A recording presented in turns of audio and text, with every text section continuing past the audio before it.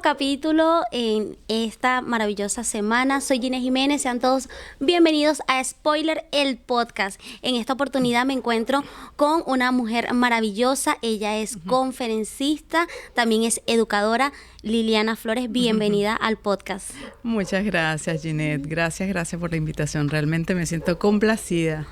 Bueno, el privilegio es mío. Me encanta tu historia porque es una historia maravillosa, es una historia de resiliencia y es una historia que sirve para ayudar y para inspirar a otros, que viene siendo también la idea general de este podcast, poder ayudar a todas las personas que nos escuchan y que nos están viendo. Quisiera saber, Liliana, primero, tus años en Venezuela.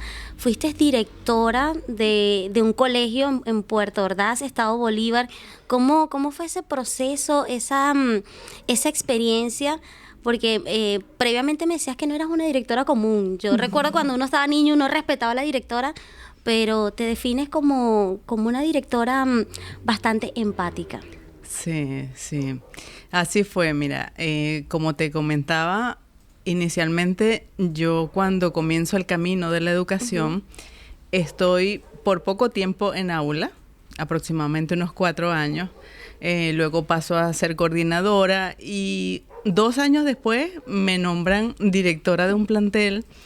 Tengo la oportunidad de, como sabes, estar a cargo de esa responsabilidad tan grande que además era también para mí un asunto de, ¿sabes? Me dio mucho, no digamos que temor, pero sí fue como... Es un reto muy grande. Es un reto muy grande, es un reto.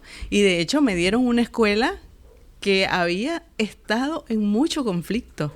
Venía de un proceso también de haber tenido directores anteriormente, donde, ¿sabes? Existía problemas de comunicación y toda la comunidad educativa estaba, digamos, como descontenta por lo que estaban recibiendo. Claro. Entonces, claro, yo llego a este lugar y digo, ok, tremendo reto me han entregado. Y así fue. Como bien dices tú, pues la parte de la empatía, de conectar con las personas, eso fue lo que como que marcó un antes y un después.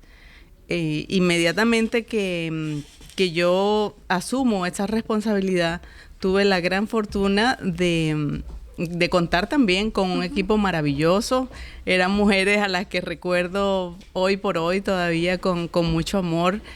Porque, si bien es cierto, en una oportunidad me dijeron, esto no se puede, no se va a arreglar. Yo le dije, sí se va a arreglar. Lo hiciste sí posible. Se puede. 14 años dirigiendo el colegio. ¿Qué aprendizajes te dejaron esos 14 años como directora? Uy, la verdad es que allí hay un sinfín de aprendizajes, porque te involucras con todo lo que un plantel educativo y como la responsabilidad que eso eso me causó en ese momento. Sí, además porque, ¿sabes? Te conectas con los niños, con los representantes, con las educadoras. Entonces era un mundo en el que yo me manejaba y realmente me dejó hermosos recuerdos. Bueno. Y hoy por hoy, bueno, somos bastante unidas a pesar de la distancia. Imagínate. ¿Y cómo decides dejar la dirección del plantel? No, la dirección del plantel la decido dejar cuando... ¿Decides migrar? Decido migrar, sí. Ok. ¿Migras directamente a Chile? Sí. Okay. Es el único país en el que, digamos, como en el que me he movido. Sí. ¿Y cómo fue ese proceso para tomar la decisión, dejar 14 años de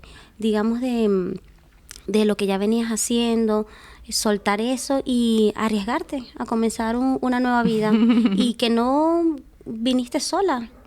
¿Viniste acompañada o cómo fue? ¿Cómo fue el proceso? ¿Cómo fue ese proceso? Ya te cuento.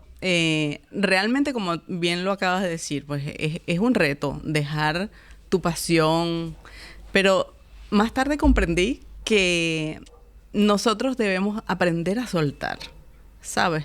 Y si algo te está deteniendo para tú crecer a tu próximo nivel, tú tienes que saber soltar también. Claro. Entonces, en ese momento, pues mis hijas toman la decisión de emigrar a Chile porque ya, por ejemplo, mi hija mayor ya era una adulta y me dijo, mira, mamá, yo me voy. Mamá, yo me voy. Y creo que una semana después me dice la otra chica, me dice, yo me voy con mi hermana. Wow. Entonces en ese momento, claro, para mí fue bastante movimiento emocional que ellas hayan tomado esa decisión, pero también, como te vengo comentando, soltar, yo sé que es necesario cuando las cosas no van bien. Y sabemos pues que Venezuela había pasado por un proceso, digamos, difícil y que se acabaron las oportunidades para tú seguir creciendo y expandiéndote. Claro. Entonces es cuando yo... decides también. Sí, a pesar del dolor y de lo que fuera, pues había que soltar. Entonces ellas se vienen primero a Chile y 7 meses después yo me vengo. Te vienes con ellas. Llegas acá a Chile... te reencuentras con tus hijas, sí, ya adultas. Ajá. Me imagino que ya un poco más experimentadas, digamos, sí, explorando también su mundo, su vida. ¿Y qué es lo que empiezas a hacer acá en el país? Tú, lo primero que hiciste, ¿cómo lo afrontaste? Lo primero que hice fue siempre entrar en la legalidad, en la normalidad. Eso fue algo que para nosotras como familia fue fundamental y fue primordial. Okay. O sea, vamos a entrar con toda la normativa legal que eso implica. Okay. Es decir, nosotras, cada una hizo su proceso para, digamos, para el visado.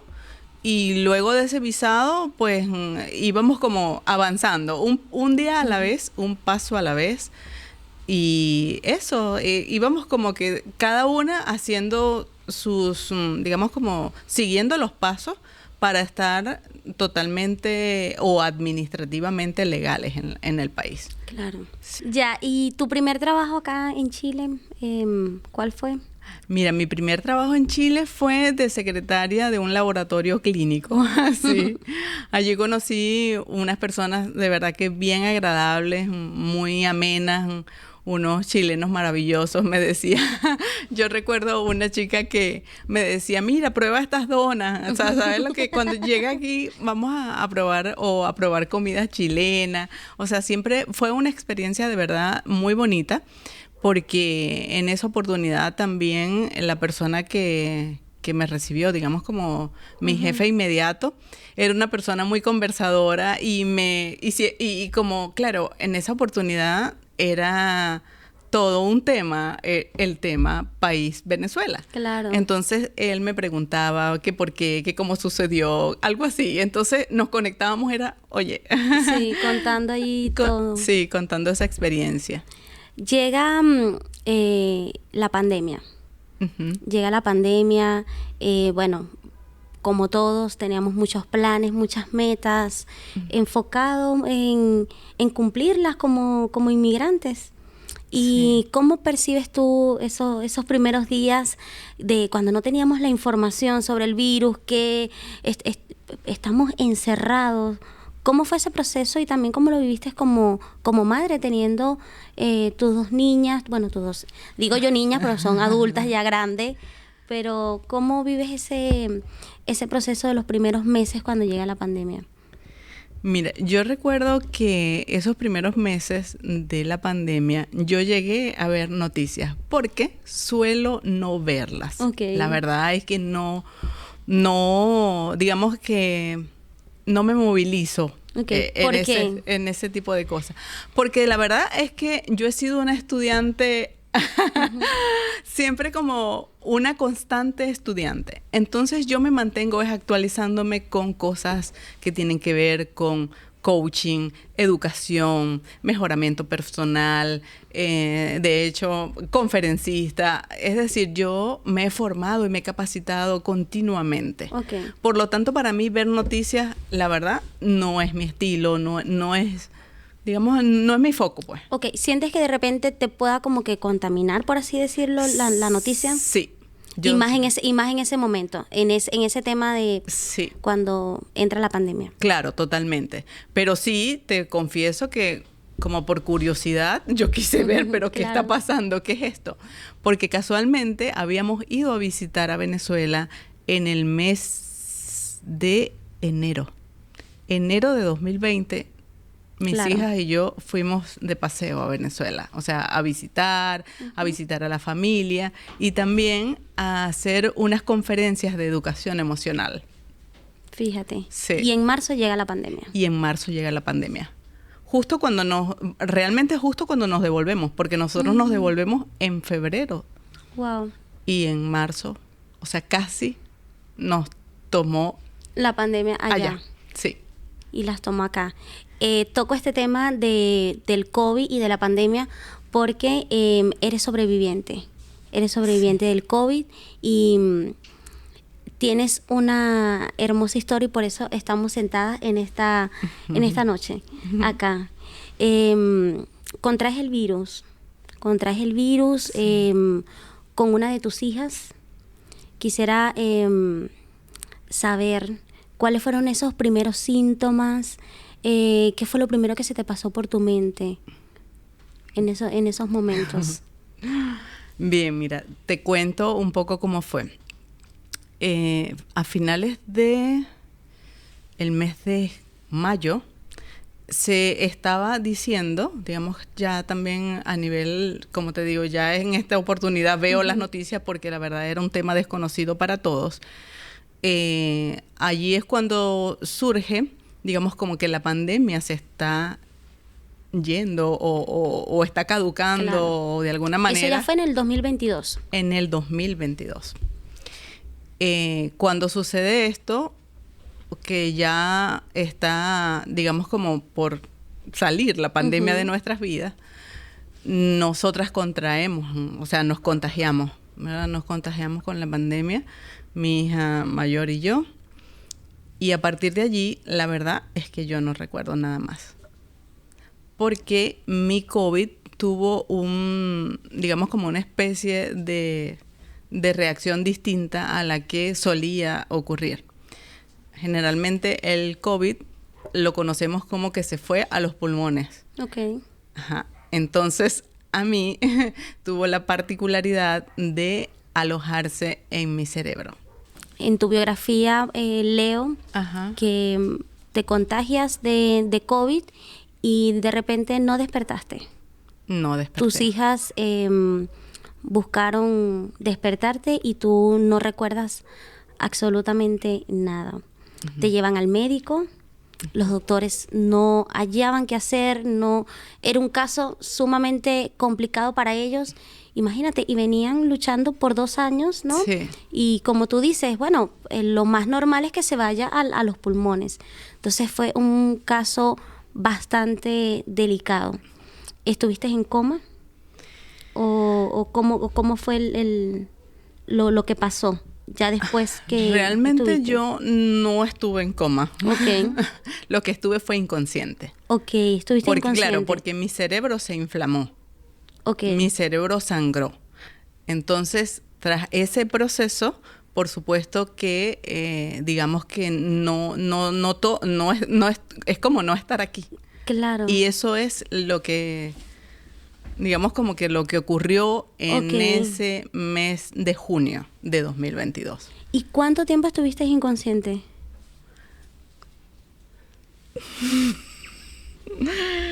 Mira, de verdad, inconsciente estuve aproximadamente 3 meses. Yo no recuerdo ni siquiera el examen de COVID. O sea, ya ahí yo no... Es más, yo creo que mi cerebro se inflama teniendo, o sea, digamos como que en ese proceso que, ¿sabes? Que de una semana, en ese tiempo mi cerebro se comienza a inflamar, porque yo no tengo recuerdos de eso. Yo no tengo recuerdos de esos días. Entonces, como no tengo recuerdo de esos días, te diría que, ¿sabes? Como que luego que yo me fui, digamos, como tomando conciencia, fue un proceso muy evolutivo y lento. Ya, y despiertas, entonces vienes retomando la conciencia 3 meses después. Sí. ¿Qué es lo primero que... Algo. O sea, porque también fue paulatino. Sí, fue paulatino. ¿Qué es lo primero que recuerdas cuando abriste tus ojos? No, es que no es así como abrir los ojos y hola. Y recordar. Aquí estoy. No, es que tú abres los ojos y tú no sabes qué está ocurriendo. De hecho, cuando yo te comentaba que estuve en 2 centros asistenciales. En el primero yo no recuerdo nada de allí. Lo único que recuerdo es el día que me dieron de alta. Porque ese día, claro, así es nuestro cerebro. Cuando tú te emocionas, cuando tú te alegras, cuando tú sientes una emoción positiva, eso lo recuerdas más. Entonces, o sea, así funcionan las emociones en nuestro... ¿Y eso sí lo recuerdas? Eso sí lo recuerdo. Así que el día del alta yo lo recuerdo exactamente como que fuese hoy. Porque la persona que digamos como que me va a buscar para hacerme este traslado de un hospital a otro, él comienza a decirme, hola, vámonos, te vienen a buscar. Y, o sea, me comienza a hacer como digamos, ese estilo de forma de hablar de nosotros, de los venezolanos. Claro. Y quizás eso, mi cerebro se alertó y dije casi que, oye, este es de los míos. Y claro, era un señor que era maracucho. No me quiero imaginar cómo estaba. Así que, hola, ¿cómo estás? Te vengo a buscar. Y en ese momento, claro, yo digo, oye, pero fíjate, esto me parece ayuda. Familiar, me parece familiar, que entonces, bueno, él me hizo como este proceso como de alegría, vas a salir, qué alegría, qué felicidad. ¿Y lo conocías? No. ¿No lo conocías? No lo conozco. Le mando saludos. Y hasta el sol de hoy... no sé quién es. No sabes, fue una persona que te hizo, digamos, el Uber, el taxi. No, así. Me hizo la ambulancia. Me hizo la ambulancia, sí, porque era el conductor de la ambulancia, pero entonces, además de conducirla, tenía que ir a buscar el paciente. Así que en ese momento, pues, el paciente era yo.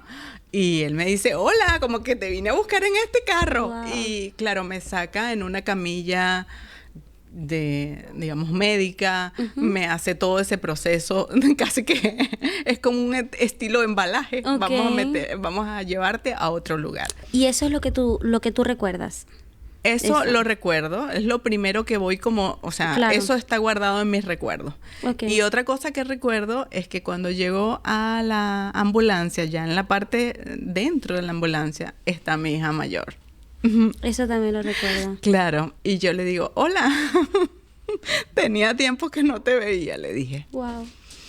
Tenía tiempo que no te veía y no, claro que no es así porque ella había estado constantemente en el hospital, pero yo no recordaba que ella me había ido a ver. ¿Que estaban ahí tus hijas? No.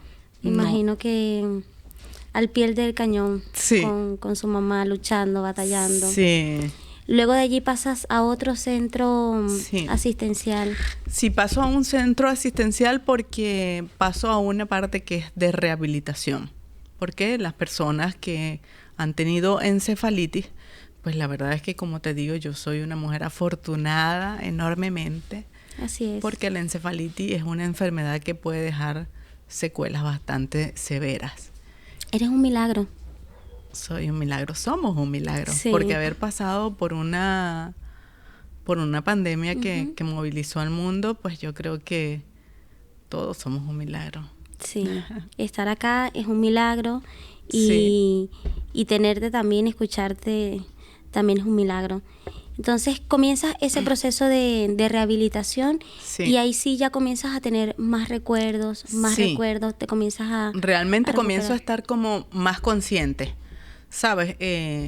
Habían momentos en que yo no entendía lo que estaba pasando. De hecho, yo no entendía qué hacía allí.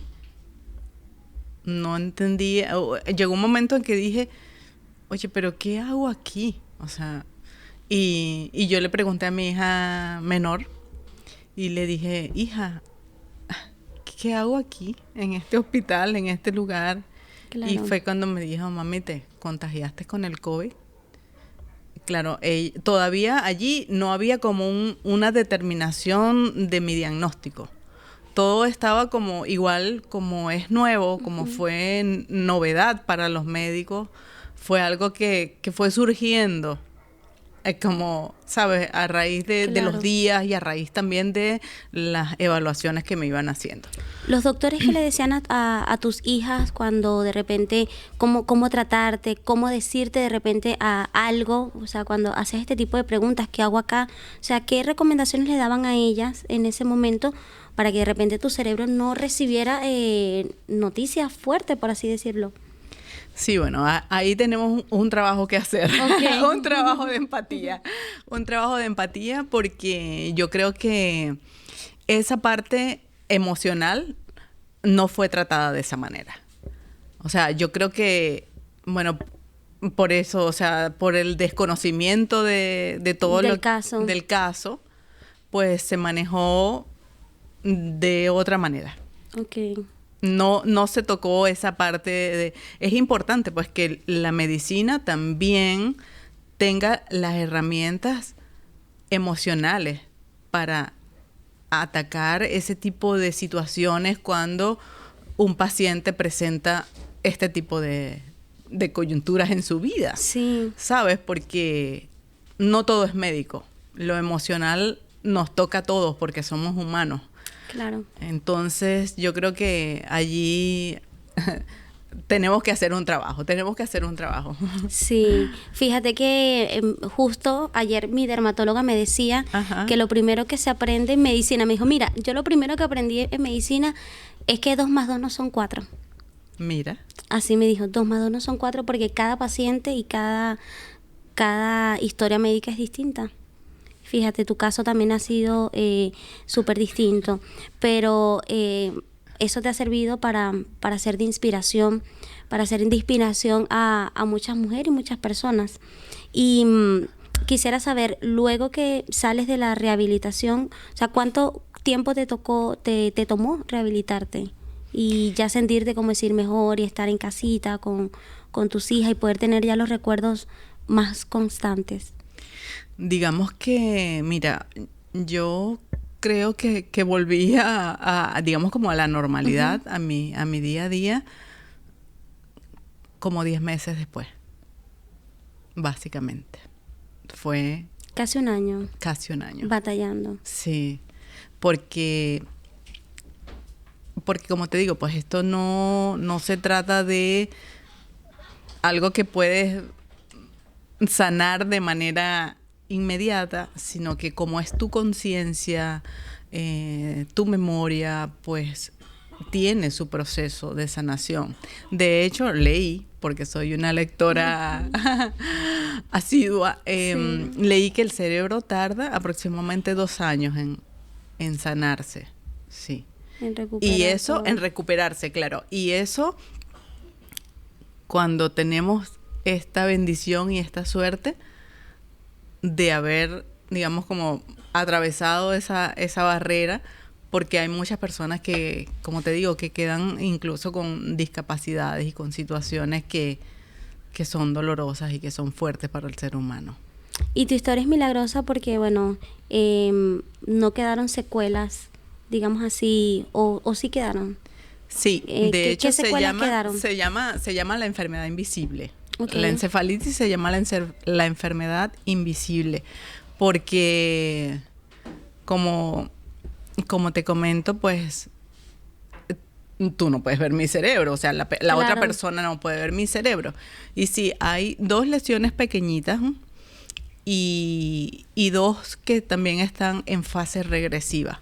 Pero esas que están pequeñitas, que están allí, porque el cerebro estuvo mucho tiempo inflamado, y como te comentaba, pues mi cerebro sangró.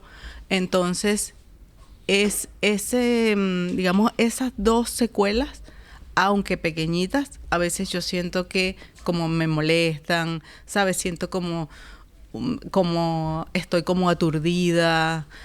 Por ejemplo, quedé con fotofobia, por eso mis lentes son oscuritos. Claro. Sí, porque es como una sensibilidad mayor a la luz. De hecho, tengo mayor sensibilidad a los sonidos, a los estímulos.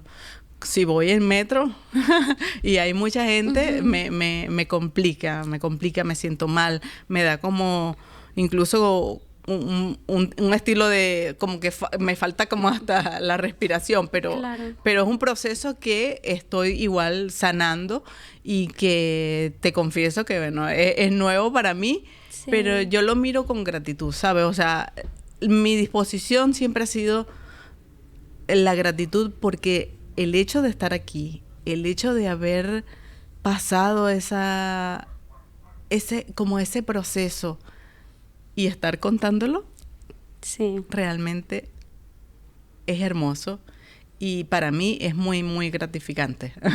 Sí, así es. Y luego que sales de estos 10 meses de rehabilitación, vuelves a retomar, digamos, tu día a día poco a poco. Sí. Ahora estás preparando una conferencia, sigues ayudando desde la empatía y desde tu experiencia a muchas personas. Sí, totalmente. Bueno, fíjate que como educadora y persona que le gusta todo lo que tiene que ver con el crecimiento personal y que sé que eso es lo que nos ayuda, porque de hecho, bajo una condición tan retadora como la que viví, pues esos recursos yo los apliqué en mí. Esos recursos yo los utilicé para poder darle a mi mente, de verdad, como esa disposición a, mira, todo va a estar bien, vamos a estar en el aquí, en el ahora, estás a salvo. Todos esos mensajes, unos mensajes que te inspiren, que te alienten, no un mensaje que te lleve hacia el caos, no, sino al contrario. O sea, yo estoy consciente de que ese recurso yo lo utilicé. Entonces, como eso yo lo utilicé y me sirvió para este proceso tan retador en mi vida, pues desde allí quiero aportar a que otras personas que sean formadoras y que estén a la disposición de otros, que tengan servicios que ayuden a otros a cruzar un punto A llegar al punto B. Entonces, bueno, yo estaré aquí feliz de poderlos ayudar y poderles servir desde eso que te estoy comentando, desde esa capacidad de resiliencia, pero también preparándonos, formándonos de manera objetiva lo que estamos haciendo. Liliana, ¿y tu día a día cómo es? ¿Te despiertas? ¿Qué es lo primero que haces? ¿Qué es lo primero que le dices también a tu cerebro? ¿Cómo va transcurriendo tu día a día? ¿Y cómo cierras la noche? Uh-huh. Mira, como te acabo de decir, Gine, para mí es importante ser agradecida. Sabes, yo practico mucho la gratitud. O sea, practico mucho y la serenidad. Me mantengo serena. Digamos como que al inicio de la mañana siempre doy las gracias por estar aquí y siempre le pido a Dios que me guíe hacia ese bien mayor, porque yo creo que Él me ha dejado aquí con toda alguna razón. Sí, con toda la intención para que yo siento, o sea, así yo lo siento, o sea, así lo siento, lo veo, lo experimento, que esto de acompañar a otras personas que sirven a otras personas es como muy multiplicador, muy expansivo. Entonces, desde ese lugar quiero acompañar a otros, a que ellos mismos, digamos, tengan las herramientas, lo hagan bien, lo hagan con calidad. Ese es mi, digamos, como esa parte que yo tenía. Yo creo que lo que hizo fue como digamos, como fortalecerse más. Oye, yo siempre fui una educadora de calidad, siempre me gustó lo bueno, siempre me gustó servir a otros desde lo más potente, ¿sabes? Lo más poderoso, porque a veces en esto, justamente en esto de hacer cursos online, yo digo, oye, me encontré también con personas que lo hacían solo por hacerlo y bajo otra normativa. No puede ser que digamos como de lo real a lo virtual, no es que algo es irreal, sino que de lo presencial a lo virtual no podemos perder la calidad. Sí. Entonces yo creo que es eso, como que aún cuando estemos en online tenemos que ofrecer calidad. Sí. No significa que, oye, estamos online, yo te voy a dar 3 puntos. O te voy a... 3 puntos de superación y chao. Y chao. No. De hecho, no me considero una persona que vaya a motivar a otro. No. Okay. Porque cada uno tiene los recursos internos para motivarse. Lo importante es que nosotros tengamos también sabiduría y tengamos esa disposición a decir, oye, lo voy a hacer. Porque si tú me dices a mí, yo voy a sentarme aquí contigo para ver si tú hoy haces tu podcast. No, claro. No es así. No es así. Tú tienes que tomar esa iniciativa. Tú tienes que tomar la decisión y además de eso, entregarle a las personas un podcast de calidad, un podcast que les sirva, que lo ayude, que lo haga crecer. Eso es servir. Claro. Sí. Y ahorita tú estás sirviendo y lo que me gusta es que estás ayudando a muchas personas a que ayuden a muchas personas más. Sí. Y es maravilloso porque se convierte en una cadena para inspirar y de verdad que tu historia es maravillosa. Yo te agradezco la oportunidad de verdad de escucharla y quisiera que cerráramos con un mensaje final para darle a nuestro público, a todas las personas que nos están escuchando y que también nos están viendo, ese mensaje final de Liliana, tu corazón, tu experiencia, lo que aprendiste, lo que viviste, que le puedas decir a la gente y también al cerebro, ¿no? Sí. Hablarle en este momento al cerebro y al corazón de todos los que nos escuchan. Háblate bonito, siempre. Háblate bonito y inspírate en tus propios recursos.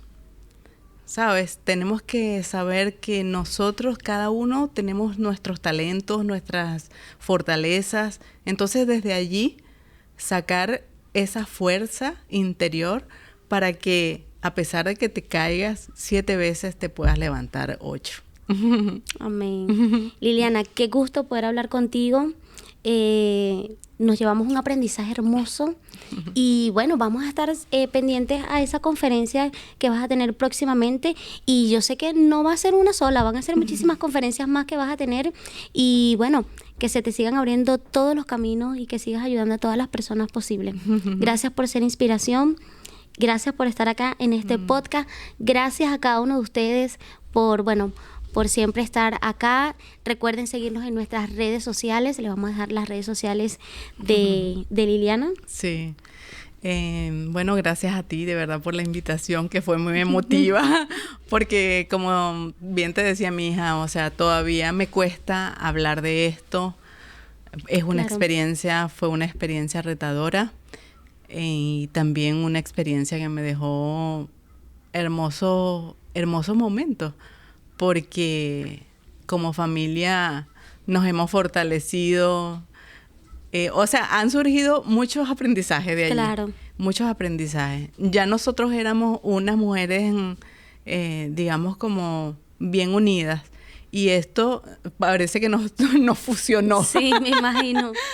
Nos fusionó y yo, en lo personal, veo la vida distinta en el sentido, siempre fui una mujer agradecida y siempre tuve pensamientos positivos para mí. Pero esta vez digo, todo lo que quiero lograr, voy por ello. ¿Sabes? No lo voy a postergar, no lo voy a posponer, porque cuando nosotros retrasamos eso que queremos hacer, lo vamos dejando y la vida te dice, hazlo hoy, hazlo ahora tú tienes toda la fortaleza y todas las facultades para hacerlo. Así que creer en ti es importante. Así es. Bueno, con este mensaje maravilloso de Liliana y con su historia y con esa historia de resiliencia y de apoyo familiar, de verdad que también, bueno, extendemos un saludo a tus hijas, un abrazo grande, porque también son unas guerreras.